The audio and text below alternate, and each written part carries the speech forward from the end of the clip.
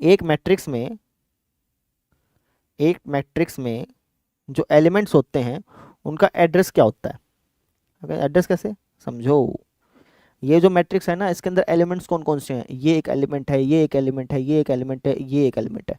तो इन सभी एलिमेंट का ना एक यूनिक एड्रेस है। फॉर एग्जाम्पल अगर मैं आपसे कह दूं ये 5 कहाँ पे लिखा हुआ है, तो आप कहेंगे सर ये लिखा हुआ है हमारा दूसरी रो और पहली कॉलम में, तो इसका एक एड्रेस हो गया ना।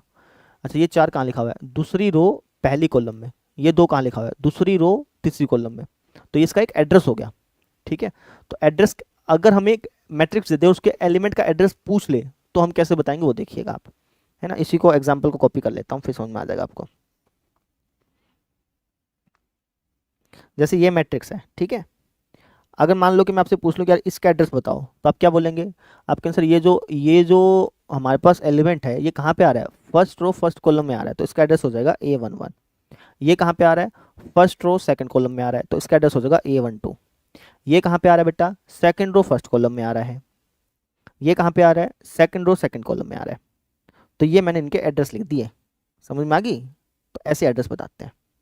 समझे कि नहीं समझे? ऐसे ही अगर मान लो कि मैं आपसे ये पूछ लेता, ये वाली चीज़,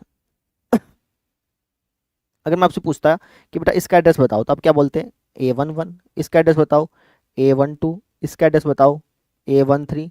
इसका एड्रेस बताओ A21। इसका एड्रेस बताओ A22। और इसका एड्रेस बताओ A23, क्योंकि ये सेकंड और थर्ड कॉलम में आ रहा है ना। तो ये इनका एड्रेस होता है, इस तरीके से हम लिखते हैं इसको। इसको हम ऐसे ही बोल देते हैं AIJ करके। कहीं बुक में आप देखोगे ना तो AIJ लिखा हुआ है। AIJ का मतलब कि ये जो एलिमेंट है वो ith रो में और jth कॉलम में है। इसका ये मतलब हो जाता है कहने का। ठीक है।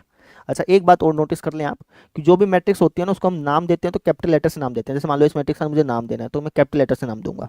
इस मैट्रिक्स का मुझे नाम देना है तो जैसे मैं इसको B नाम दे रहा हूँ तो कैपिटल लेटर से दूंगा। इसके अंदर जो एलिमेंट होते हैं उसको हम स्मॉल लेटर में लिखते हैं। देखो ना, इसको मैंने स्मॉल स्मॉल लेटर में लिखा। ये भी चीज़ होती है। बात समझ में आ गई?